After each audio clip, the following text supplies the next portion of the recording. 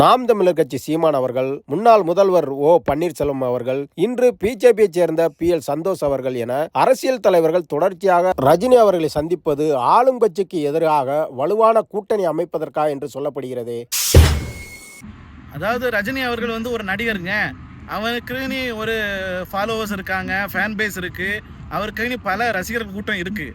அதனால தான் இந்த இதர அரசியல் கட்சி தலைவர்கள் எல்லாம் பார்த்தீங்கன்னா நாம் தமிழர் சீமானு, OPS, அப்புறம் பல பிஜேபியில் இருந்து பல தலைவர்கள் ரஜினியை போய் சந்திச்சிருக்காங்க.